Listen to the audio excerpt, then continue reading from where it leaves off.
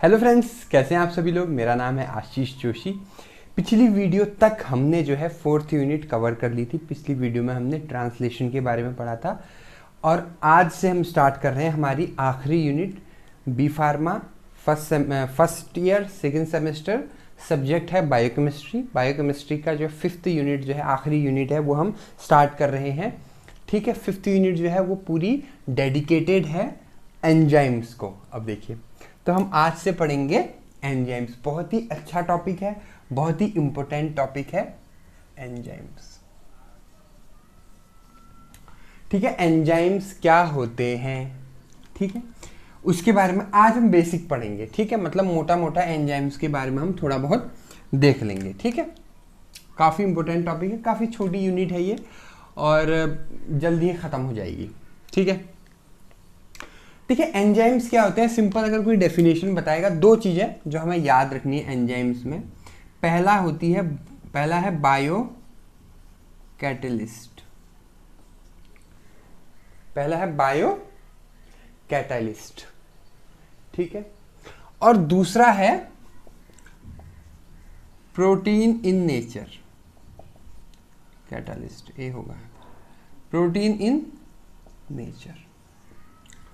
ये दो चीजें जो है और specific in their action, specific in their action. ठीक है, अब मैं तीनों एक एक करके तीनों को एक्सप्लेन करूंगा। सबसे पहले मैंने बोला एंजाइम्स आर। ठीक है, ये एंजाइम्स के बारे में ही चीजें हैं। ठीक है, enzymes are biocatalyst, protein in nature and specific in their action. अब बायोकैटलिस्ट क्या होते हैं। बायोकैटलिस्ट देखो दो चीजों में बटा हुआ है, बायो और कैटलिस्ट। सबसे पहले हम बात करते हैं बायो की। बायो मतलब जैव। अब देखिए बायोलॉजी, ठीक है, मतलब जीव विज्ञान। ठीक है, बायो मतलब बॉडी के अंदर जितनी चीजें हो रही है उन्हें वो बायो, उसमें नाम दिया जाएगा, उसका नाम दिया जाएगा बायो। अब देखिए मैंने क्या बोला। ठीक है, कैटलिस्ट मतलब होता है जो वो सब्सटेंस या वो कंपाउंड्स जो स्पेसिफिकली रेट ऑफ रिएक्शन को बढ़ा देते हैं। ठीक है, कैटलिस्ट क्या करते हैं कि रेट ऑफ रिएक्शन को बढ़ा देते हैं। जैसे A + B बन रहा है D और यहाँ पर आ गया C। ठीक है, तो ये C क्या है, ये कैटलिस्ट है। ये क्या है, एक कैटलिस्ट है और ये क्या कर रहा है, इस रेट ऑफ रिएक्शन को बढ़ा दे रहा है, फटाफट AB को D में कन्वर्ट कर रहा है। अब बायो कैटलिस्ट क्या होते हैं, जो बॉडी के अंदर ये काम करते हैं। अब देखिए ध्यान से समझिएगा। अभी कैटलिस्ट क्या है, ये तो लैब में मान लो हमने कोई रिएक्शन लगाई, उसमें हमने कैटलिस्ट डाल दिया तो उससे रेट ऑफ रिएक्शन बढ़ जाएगा, फटाफट चीज़ें हो जाएंगी, टाइम कम लगेगा, ठीक है, एफर्ट कम लगेगा। लेकिन बॉडी के अंदर जब ये चीज़ें हो रही हैं तो उसे हम बोल देते हैं बायो कैटलिस्ट।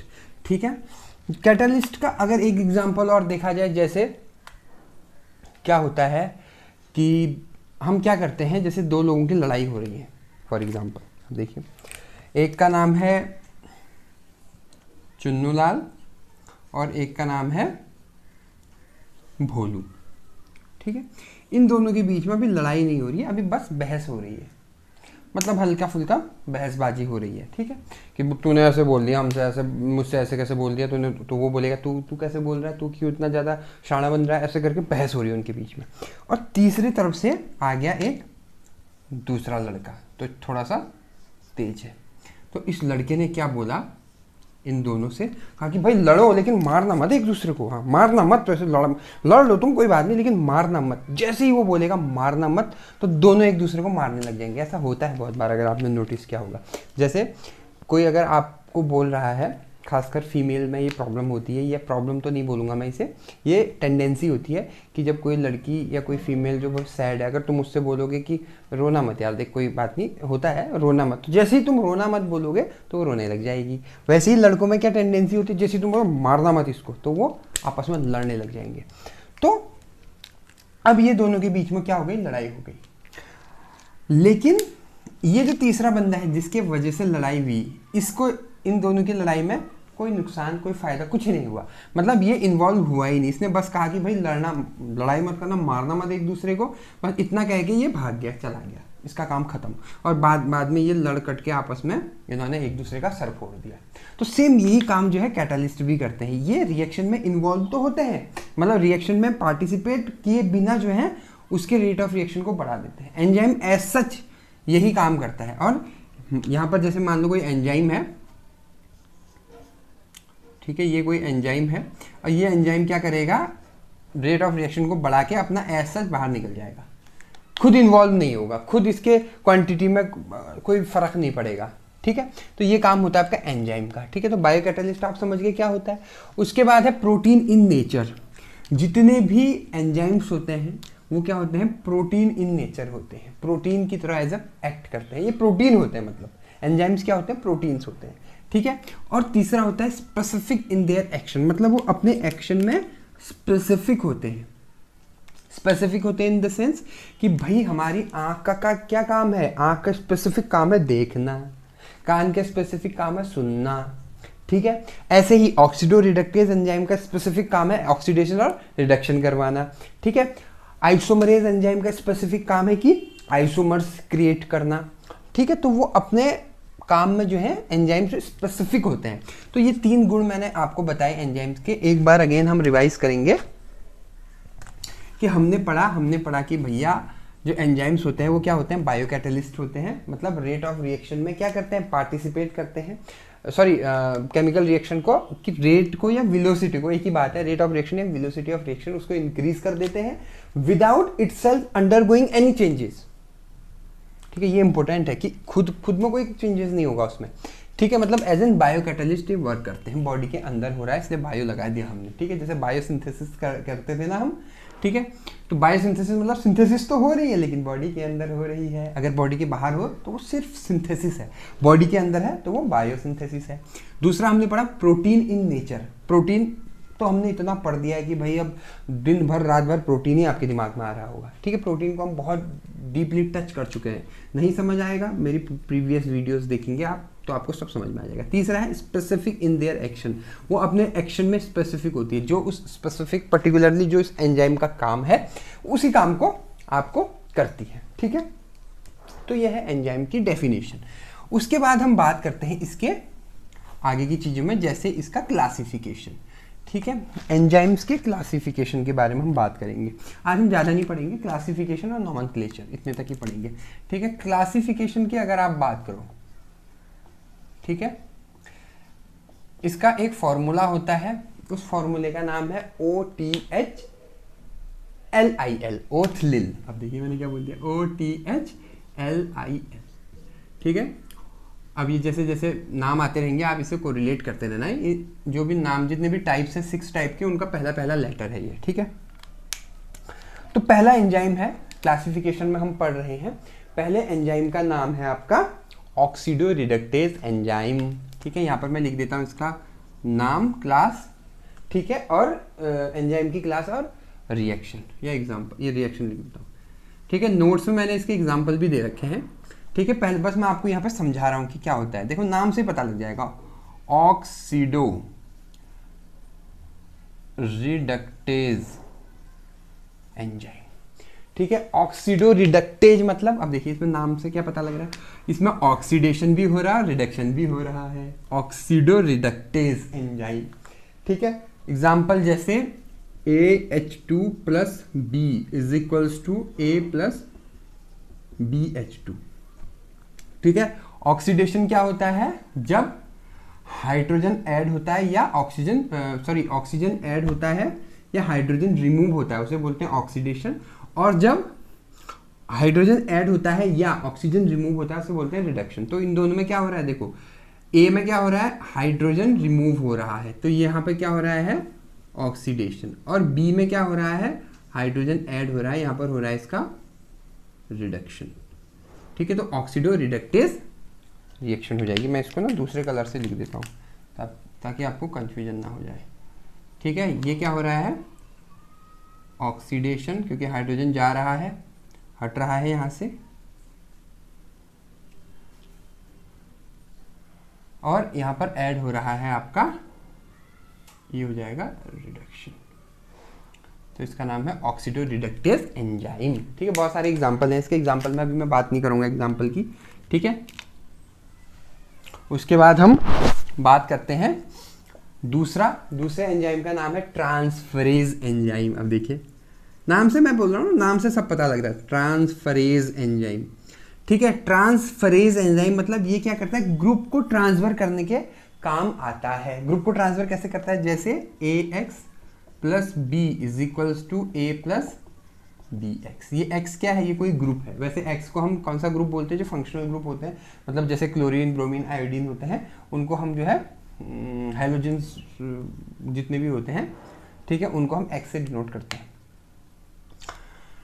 खैर, तो X से कोई भी ग्रुप मान लो, ठीक है, तो AX plus B is equal to A plus BX, मतलब ये जो X है यहाँ से हटके, A से हटके जो है कहाँ चला गया, B में चला गया। तो ये इस X, ये जो ग्रुप है इसका ट्रांसफर हो गया। ये काम कौन करता है, ट्रांसफरेज एंजाइम ये काम करते हैं। तीसरा है हाइड्रोलेज एंजाइम, हाइड्रोलेज एंजाइम। ठीक है, हाइड्रोलेजेस एंजाइम क्या करते हैं आपका, सिंपल सी बात है, हाइड्रोक्सिलेशन का हाइड्रोलाइसिस करवाते हैं। हाइड्रोलाइसिस मतलब हम वाटर ऐड करवाते हैं। अब देखिए, वाटर ऐड कराएंगे तो क्या हो जाएगा, ठीक है, A into B plus H2O, तो ये हो जाएगा AH plus BOH, H2OH OH में टूट जाएगा, तो एक H इधर चला जाएगा, OH इधर चला जाएगा, तो AH प्लस BOH या AOH प्लस BH भी हो सकता है, कोई इशू नहीं है। तो हाइड्रोलेसिस को क्या करता है आपका, हाइड्रोलिसिस करवाता है। ठीक है, चौथा लाइएज एंजाइम। ठीक है, लाइएज एंजाइम क्या करता है, एडिशन या एलिमिनेशन का काम करता है। लाइएज एंजाइम एडिशन या एलिमिनेशन, जैसे for example AB plus XY is equals to AB plus XY is equal to AX plus BY, AX plus BY। ठीक है, एडिशन हो गया इसका, तो ये हो गया आपका लाइएज एंजाइम। इसी तरह से एलिमिनेशन भी हो जाता है, इसमें कोई इशू वाली बात नहीं है। ठीक है, उसके बाद है पांचवा आइसोमरेजिस। देखिए, आइसोमरेजिस एंजाइम ये क्या करता है, आइसोमर बनाता है। A है तो इसी का आइसोमर A डैश बना देगा आपका। ठीक है, ये आपने ग्लाइकोलिसिस वगैरह में, साइकिल्स वगैरह में भी पढ़े होंगे। ठीक है, उसके बाद है लास्ट है लाइएजिस एंजाइम, लाइगेजिस एंजाइम। ठीक है, लाइगेजिस एंजाइम ये क्या करता है, कंडेंसेशन करवाता है, मतलब ATP रिलीज होती है। ठीक है, A प्लस B होगा अगर, तो हो जाएगा AB, और इसमें ADP जो है ATP में कन्वर्ट हो जाएगा। ADP इज कन्वर्ट, सॉरी उल्टा बोल दिया मैंने, ATP जो है एडिनोसिन ट्राइफॉस्फेट, ये एडिनोसिन डाइफॉस्फेट में कन्वर्ट हो जाएगा।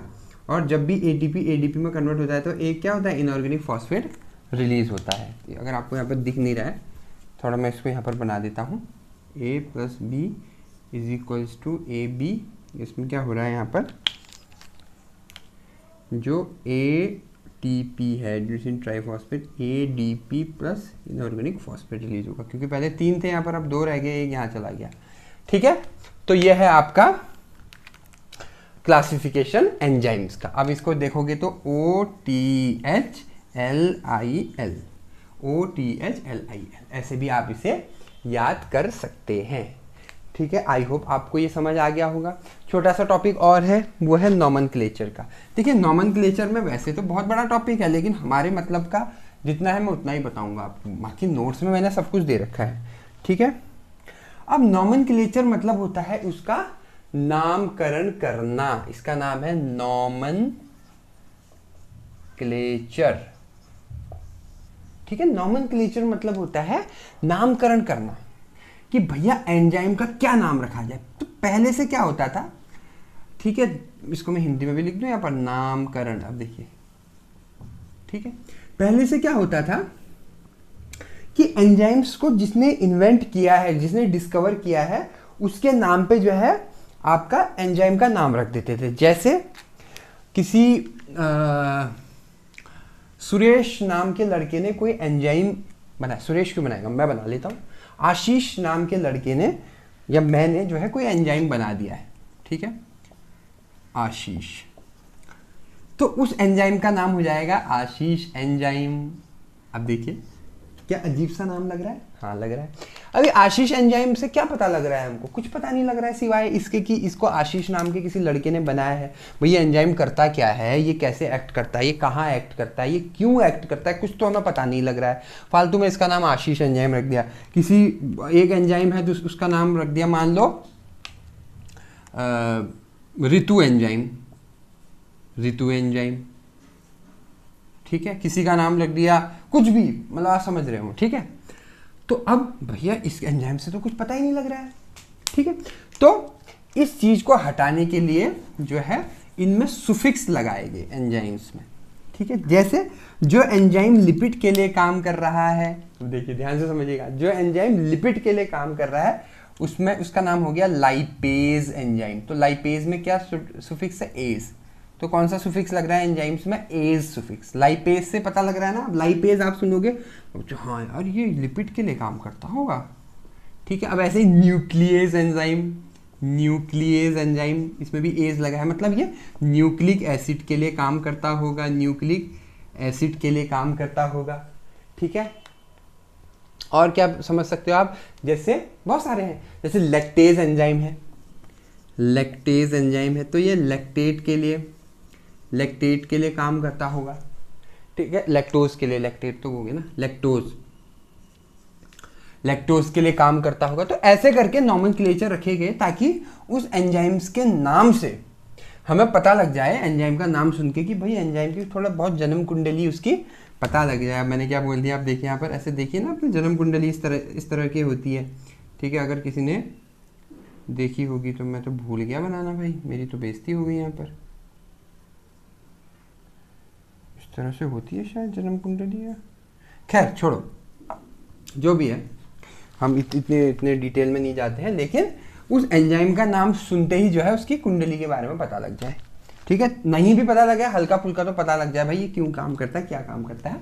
इसलिए जो है इसका एंजाइम्स का नामकरण किया गया, नामकरण जो है किया गया। तो ये थी आज की छोटी सी वीडियो, ठीक है। आज हमने जस्ट क्या पढ़ा, एक बार मैं क्विक रिवाइज कर देता हूँ। आज हमने पढ़ा एंजाइम्स क्या होते हैं। एंजाइम्स क्या होते हैं, एंजाइम्स जो होते हैं अपना बायो कैटलिस्ट होते हैं, ठीक है। बायो कैटलिस्ट क्या होते हैं, मैंने आपको बताया था, बॉडी के अंदर जो रेट ऑफ रिएक्शन को बढ़ा देते हैं बिना उसमें एज सच चेंज आए। एंजाइम में एज सच कोई चेंज नहीं आता है, ठीक है।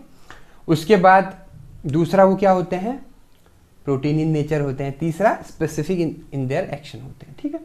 अपने काम में स्पेसिफिक होते हैं, जो काम उनको दिया है उस एंजाइम को वही काम करते हैं, ठीक है। दूसरा उसके बाद हमने पढ़ा था आपका इसके क्लासिफिकेशन में हमने 6 टाइप के क्लासिफिकेशन पढ़े थे। कौन कौन से, ऑक्सीडो रिडक्टेज एंजाइम था, ट्रांसफरेज एंजाइम था, हाइड्रोलेज एंजाइम था, लाइगेज एंजाइम था, और कौन सा था, आइसोमरेज एंजाइम था, और एक एंजाइम और था लाइगेजेज एंजाइम, ठीक है। लाइगेजेज और लाइगेजेज एंजाइम दोनों अलग अलग हैं, ठीक है। इसके बारे में हमने पढ़ा था।